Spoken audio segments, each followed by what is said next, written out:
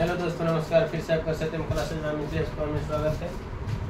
दोस्तों, यहाँ पर मैं आपका प्रकाश का प्रवर्तन क्लास 10 का जो फिजिक्स पढ़ा रहा हूँ, इसके अगला सेशन है जिसमें आपका टॉपिक है विचलन कोण।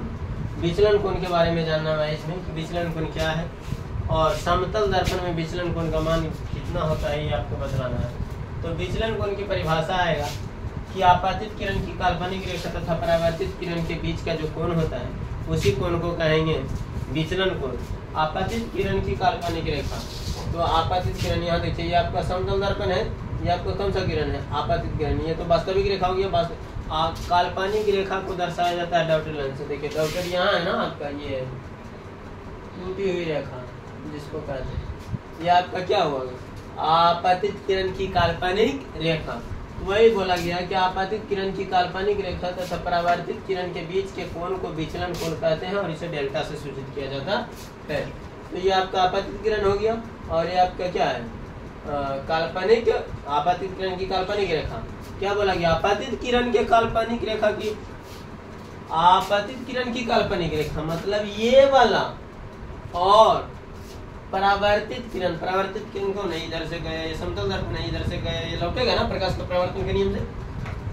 प्रकाश का प्रवर्तन परिभाषा क्या पढ़ा है आपको कि जब कोई चिकनी तथा चमकीली सतह जिससे प्रकाश का नियमित तो दर्पण का हो गया, ये नहीं। अब प्रकाश का प्रवर्तन का परिभाषा हमने ये बताया आपको कि जब प्रकाश की किरण किसी अपारदर्शक वस्तु पर आपतित होती है तो वह पुनः उसी माध्यम में लौट जाती है। तो इधर से गए, इधर लौट गया, इसको कहेंगे प्रकाश के प्रवर्तन का नियम। जिस प्रकार से आप बचपन में खेलते थे कि हम दीवार पर गेंद मारते थे तो फिर से पुनः उधर से क्या होता था? लौट आता था ना जी। तो ये क्या था? आपका प्रकाश का परावर्तन था। ठीक एकदम वही कंसेप्ट काम करेगा। इधर से प्रकाश गया फिर उधर लौट गया। तो आपातित किरण की काल्पनिक रेखा मतलब ये वाला, और परावर्तित किरण मतलब ये वाला, इन दोनों के बीच का जो कोण बनेगा इसी कोण को कहेंगे कौन? विचलन कोण। कौन कहेंगे? विचलन कोण। समझ आया? तो आपातित किरण की काल्पनिक रेखा और परावर्तित किरण, इन दोनों के बीच जो भी कोण बनेगा उसी कोण को कहेंगे भाई विचलन कोण। ठीक है आपका।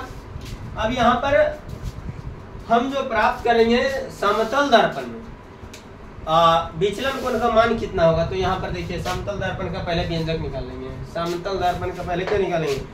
समतल दर्पण का व्यंजक नहीं निकलेगा। समतल दर्पण का व्यंजक कैसे निकलेगा? हम कौन सा पढ़ रहे हैं? विचलन कोण। तो यहाँ पर लिखने में स्लिप हो गया। यहाँ पर विचलन कोण का व्यंजक लिखिए। किसका व्यंजक लिखिए? विचलन कोण का व्यंजक लिखिए। विचलन कोण का फॉर्मूला, समतल दर्पण में विचलन कोण का मान कितना होता है, तो हम निकालेंगे विचलन कोण का फॉर्मूला। ठीक है। तो यहाँ पर हम क्या है, जो आपको एक फिगर में दिखाई देता है उसको लिख लीजिए। तो आपका फिगर में क्या दिखाई दे रहा है? मान लिया कि एम और एम डैश से वो समतल दर्पण है, ये और ये आपका क्या है? एम से लेकर के एम डैश तक ये आपका समतल दर्पण हो गया। ई ओ है, ई ए है। ओ ए कौन चीज है? आपातित किरण है। ई ओ है, ई बी है। ओ बी कौन चीज है? परावर्तित किरण। ई ओ एन कौन चीज है? अभिलंब। कौन चीज है? अभिलंब। ओ एन कौन चीज है? अभिलंब है। आई देखो ये टूटी हुई रेखा है ना, तो ये किस रेखा का? यह देखो आपातित किरण। आपातित किरण की काल्पनिक रेखा। काल्पनिक रेखा को दर्शाया जाता है हमेशा टूटी रेखा से। किससे दर्शाया जाता है? टूटी रेखा से दर्शाया जाता है। तो वही जो यहाँ पर आपको दिख रहा है वही पर यहाँ पर लिखे हैं कि यहाँ पर देखिए, माना कि एम डैश एक समतल दर्पण है जिसमें ओ है आपातित किरण, ओ सी आपातित किरण की काल्पनिक रेखा, ओ भी परावर्तित किरण, ओ एन अभिलंब है। और देखिए, तो प्रकाश के परावर्तन के नियम से यहाँ पर अगर कोण देखा जाए तो यहाँ पर क्या है कोण? तब कोण ए ओ एन बराबर हम मान लेंगे पहले, कोण बी ओ एन बराबर हम मान लेंगे कौन चीज? आर। अच्छा, ये दोनों आपस में बराबर हो जाएगा। किस नियम से? आप याद करिए, प्रकाश के परावर्तन के नियम से।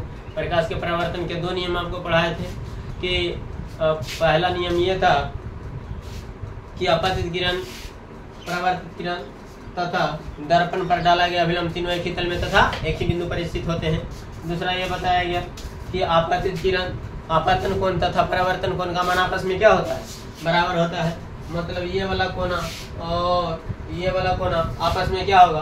बराबर होगा। तो वही कोना आई बराबर कोना आर, माने प्रकाश के परावर्तन के नियम से ये दोनों आपस में क्या हो जाएंगे? बराबर हो जाएंगे। अब देखिए यहाँ पर क्या बोला है कि ए सी एक सरल रेखा है। ए सी, सी यहाँ पर आएगा, ये सी जो है आपका यहाँ पर आएगा, ए बी सी यहाँ पर आएगा। ए सी एक कौन सी रेखा है? सरल रेखा है। ए सी एक कौन सी रेखा है? सरल रेखा है। ये OC जो है ना आपका OC, यहाँ पर नाम छूट गया था ना, OC आपका है आपतित काल्पनिक रेखा। तो यहाँ पर AC एक सरल रेखा, देखिए ना एकदम सीधा है कि नहीं, सरल रेखा हो जाएगा। अब जब सरल रेखा होगा तो आप याद करिए, आप 7 में हो या 8 में हो या 9th में हो, आपको बताया गया था कि ये आपका सरल रेखा है। तो इसके बिंदु पर अगर इस रेखा पर कहीं भी कोण अगर बनता है तो सरल रेखा में जो कोण बनेगा वो कितना डिग्री का बनेगा, 180 डिग्री का। इधर बने चाहे इधर बने, अगर चारों पट्टी बनेगा तो टोटल कितना हो जाएगा, 360 डिग्री का होगा, है ना। तो यहाँ पर देखिए ये भी तो एक सरल रेखा है, यहाँ से यहाँ तक देखो ना, एकदम बिल्कुल सीधा है। तो वो या लोचन है, देखिए एकदम, है ना जी। ये आपका क्या है, बिल्कुल एक सरल रेखा है। सरल रेखा मतलब सीधी रेखा। इसका मतलब क्या हुआ, 180 इधर से यहाँ बनेगा और 180 यहाँ से यहाँ तक बनेगा, है ना। कहने का मतलब ई वाला और ई समुच्चय, है ना, ये और ये समुच्चय तीनों के जोड़ करके कितना आना चाहिए, 180 प्रकाश रैखिक युग्म से। तो वही लिखा हुआ है कि चूंकि AC एक सरल रेखा है, और जब सरल रेखा है तो आप जानते हैं कि रैखिक युग्म में कोनों का जो योगफल होता है वो कितना डिग्री का होता है, 180 डिग्री का होता है। मतलब ये तीनों कोण जोड़ दीजिए, ई वाला जोड़ी पूरा, है ना जी। तो वही लिखा हुआ है। इसका नाम बोल दीजिए कोण AON, इसका नाम कोण BON, इसका नाम कोण BOC, है ना। सभी का मान यहाँ पर दिया हुआ है, वही लिखा जोड़ करके कितना, 180। कोण AON का मान दे I, कोण BON का मान दे R, अपन BOC का मान खोज दिले, देखिए डेल्टा खोज दिले, डेल्टा। तो यहाँ लिख देंगे डेल्टा। अच्छा देखिए ये आई ज्यों कहते हैं,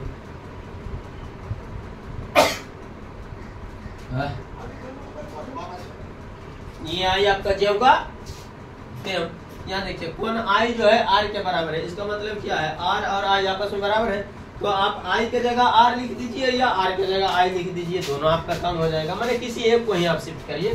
तो I यहाँ पर पकड़ लें तो R बराबर है किसका, I के। तो R के जगह हम I लिख सकते हैं, बराबर है आपस में। तो ठीक है, तो एक I 2 I, अब प्लस डेल्टा ज्यों कहते हैं, प्लस 180 ज्यों कहते हैं। ये प्लस में इधर आएंगे माइनस में, तो डेल्टा बराबर क्या आ गया, 180 माइनस 2 I। ये वाला लगता नहीं दिख रहा है क्या। तो विचलन कोण का ये डेल्टा है ना, विचलन कोण है, विचलन कोण का मान कितना हो जाएगा बताओ। तो विचलन कोण का मान हम लोग का चला जाएगा,